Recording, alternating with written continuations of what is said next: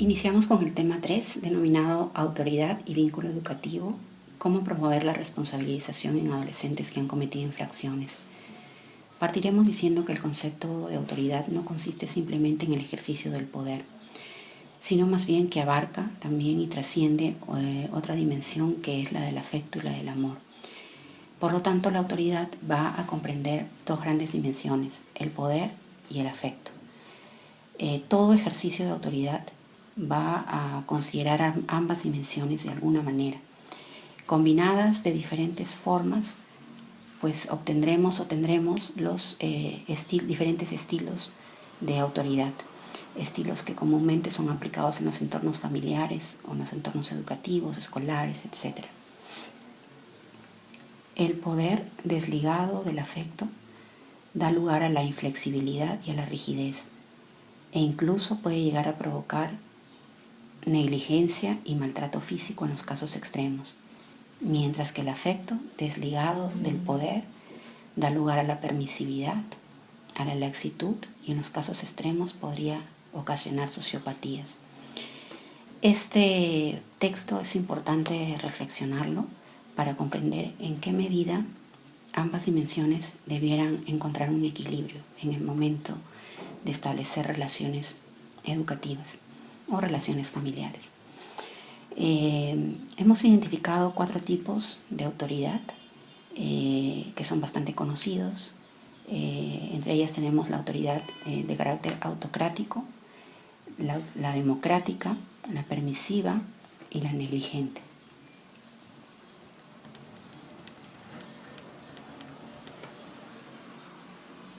En conclusión, podríamos decir que la autoridad no puede imponerse a través de gritos, amenazas, privaciones, y tampoco puede implantarse o fomentarse si es que no ha existido bases claras.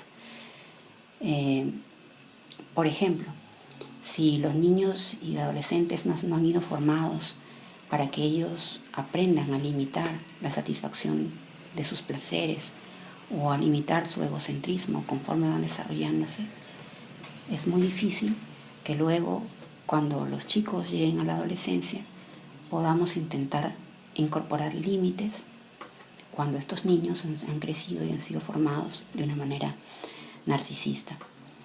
En ese sentido, sí es posible encontrar que algunos niños no hayan logrado desarrollar los mecanismos psicológicos que son importantes para que se sustente la autoridad.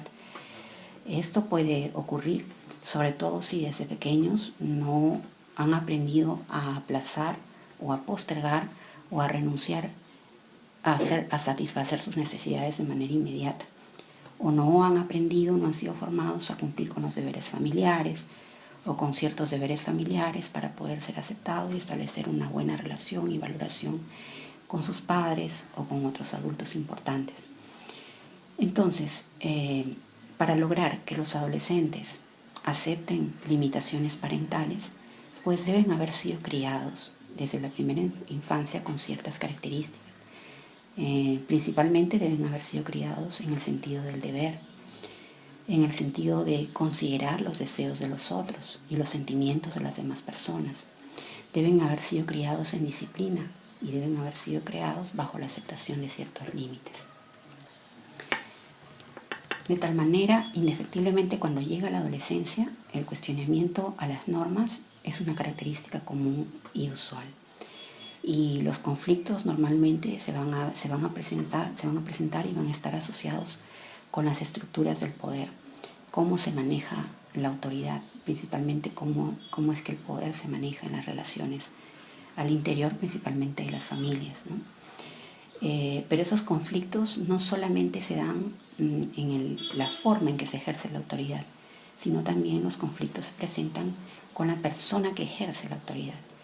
En ese sentido, solemos observar que los conflictos se intensifican en las familias cuando los padres concentran el poder y cuando lo hacen de manera autocrática, es decir, indiscriminada, y cuando normalmente buscan el sometimiento de los hijos. Así pues, muchas veces podemos observar también que los hijos reaccionan con actitudes de rechazo o resistencia frente a este ejercicio de autoridad autocrático, no obedecen, no acatan normas, se rebelan, etc. Entonces, podemos concluir, por lo tanto, que muchas veces los conflictos en la adolescencia se presentan para romper estructuras familiares que han sido muy autoritarias o que son muy autoritarias. El conflicto, en ese sentido, puede aparecer como un mecanismo para transformar las relaciones que son muy autoritarias o que impiden el desarrollo de una autonomía y una libertad propia que todo adolescente busca en su proceso de desarrollo.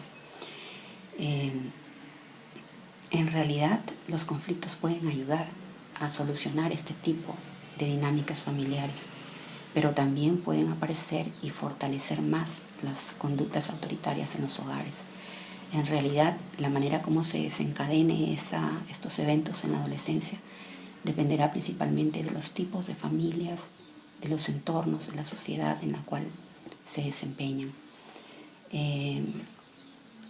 Pero algo importante es que existe un mecanismo importante para prevenir de alguna manera los conflictos, tanto a nivel familiar como a nivel educativo. Y ese componente, ese factor importante es el afecto. El afecto tiene un poder especial en las relaciones familiares, tiene un poder especial.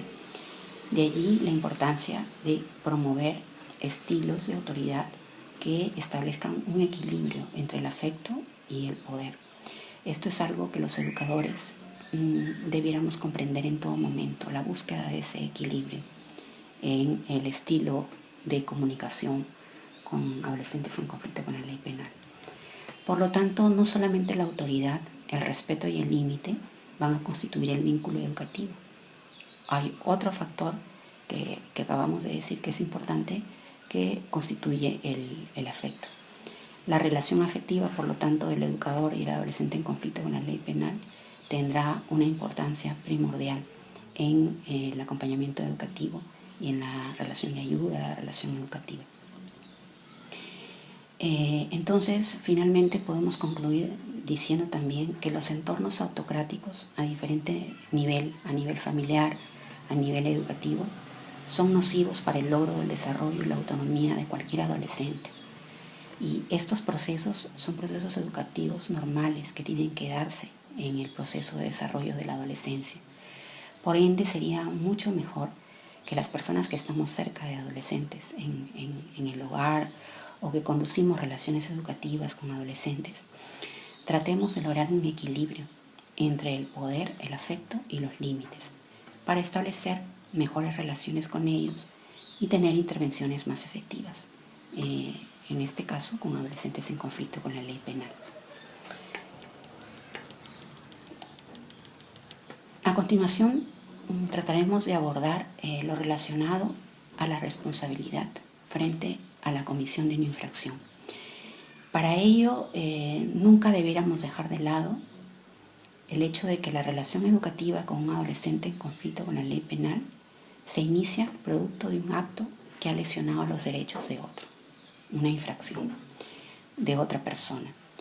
Esto implica que uno de los objetivos centrales de la acción educativa será la responsabilidad frente al acto cometido y el reconocimiento de que los otros han sido dañados en sus derechos y de que nuestra conducta o la conducta ocasionada o propiciada ha generado daños a otra persona. Para lograr todo ello, pues se requiere un proceso, ¿no? Y habrá que caminar a lo largo del tiempo en el acompañamiento educativo para lograr este proceso de responsabilización.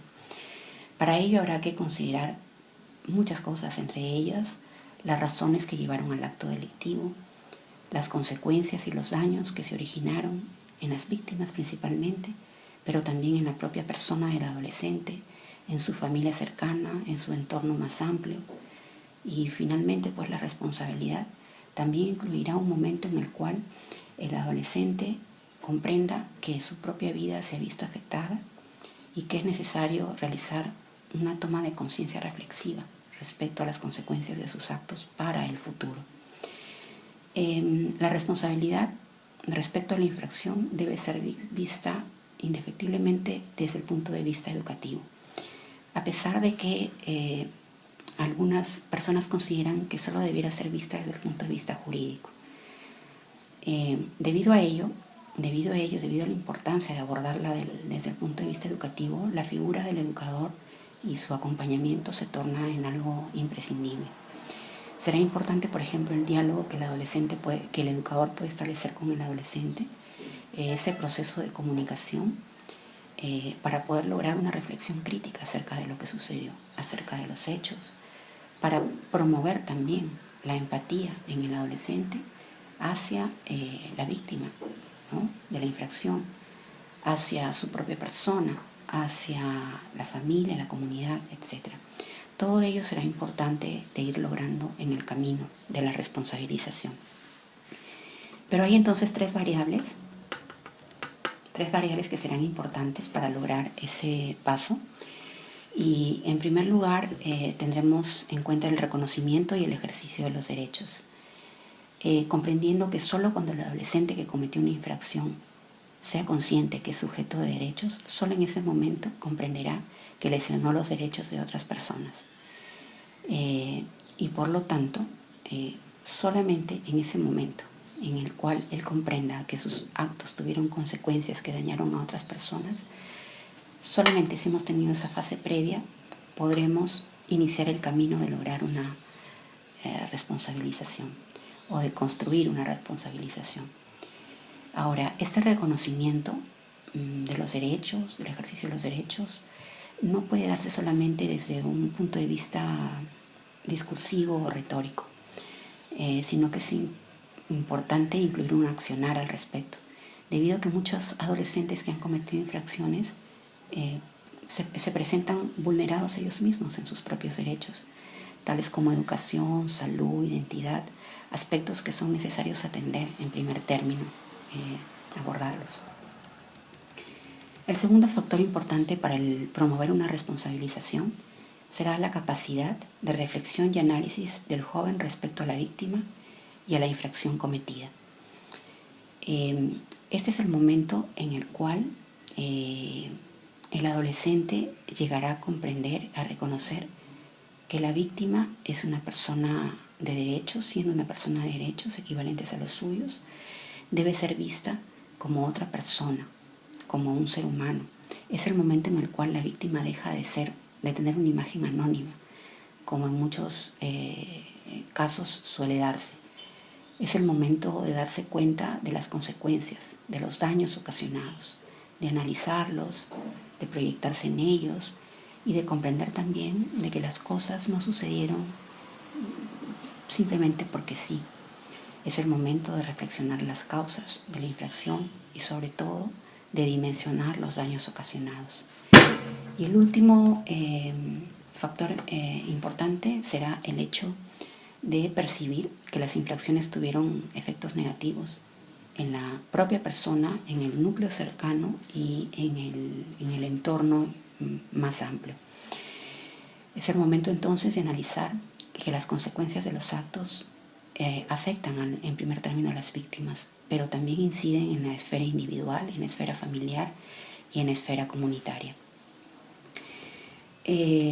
Todo ello se podrá lograr a través de una adecuada acción educativa que será conducida por un educador, para lo cual será importante hacer uso de una serie de estrategias y herramientas de tipo restaurativo, el uso de preguntas restaurativas, etc.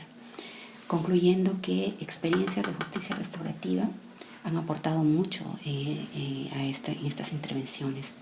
Finalmente son los programas de justicia restaurativa los que promueven que se atiendan y se aborden y se asistan a las víctimas y a los daños que ellas han generado a través de una infracción. También son los programas de justicia restaurativa los que motivan a que los ofensores reparen el daño cometido a través de una infracción y también son los programas de justicia restaurativa los que motivan a que no solamente las víctimas, los ofensores, sino también las familias y la comunidad participen de este tipo de intervenciones. Finalmente quiero agradecerles por acompañarme en en este módulo, por haber escuchado mi presentación. Y en mi experiencia profesional he desarrollado 10 años de experiencia en el proyecto Justicia Juvenil Restaurativa en la ciudad de Chiclayo, en el departamento de Lambayeque. A lo largo de estos años he podido evidenciar y experimentar cómo se inició. Es una experiencia muy importante de intervención con adolescentes en conflicto con la ley penal bajo el enfoque restaurativo. Espero que este módulo, el material autoinstructivo, contribuya, aporte a ustedes y pueda contribuir a su práctica profesional. Espero también recibir sus consultas y poderlas absolver en este módulo, en este curso que inicia. Les quedo muy agradecida y les deseo éxitos en este curso.